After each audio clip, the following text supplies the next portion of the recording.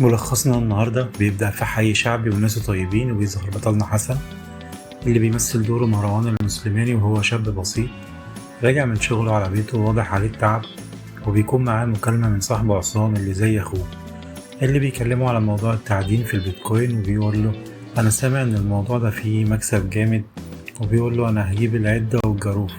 يعني واضح كده إنه مش فاهم أي حاجة، وحسن بيضحك عليه وبيقول له الموضوع ده مش بالسهولة اللي انت فاكرها، ودي محتاجة أجهزة كمبيوتر مخصوصة وتيار كهربي ثابت، مش أي حاجة وخلاص.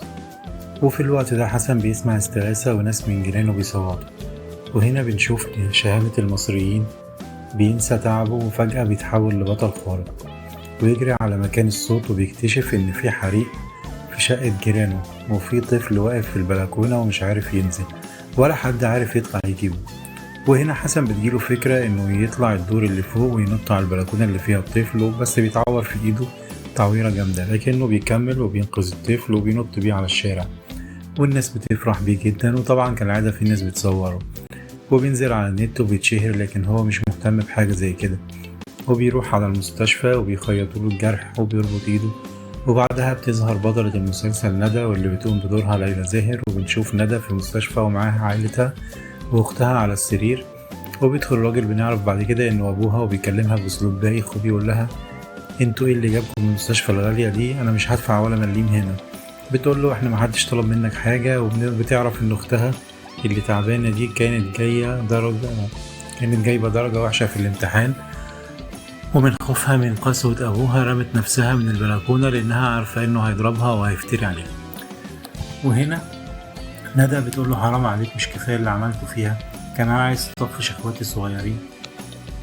وبتسيبه وتروح الحسابات عشان تحاسب على علاج اختها، وبتدفع كل اللي معاها، وبيكون فاضل عليها 12,000 جنيه لازم تدفعهم قبل نهاية اليوم. وساعتها بتجري على السكن اللي عايشة فيه مع صاحبتها، وبتدخل اوضتها وبنعرف انها طالبة متفوقة في كلية صيدلة، لكنها بتشتغل عشان تصرف على نفسها وعلى اخواتها. لكن يا ترى ايه نوع الشغل ده؟ خليك معايا لحد اخر الملخص هتعرف هي شغالة ايه. بتدخل اوضتها وبتطلع كل الفلوس اللي محوشاها ومخبياها في الأوضة، لكن الفلوس مش بتكون كفاية، وهنا بتضطر انها تتصرف علشان تجيب فلوس. وبنسمعها بتكلم احد الاشخاص وبتقوله انها موظفة في بنك، وانها عايزة بيانات الفيزا بتاعته والرقم السري عشان تحدث بياناته. وهنا بنعرف هي بتشتغل ايه بالظبط. ولو وصلت معايا لحد هنا دوس لايك وشير واشترك في القناة عشان يوصلك كل جديد. وبنرجع لحسن اللي راح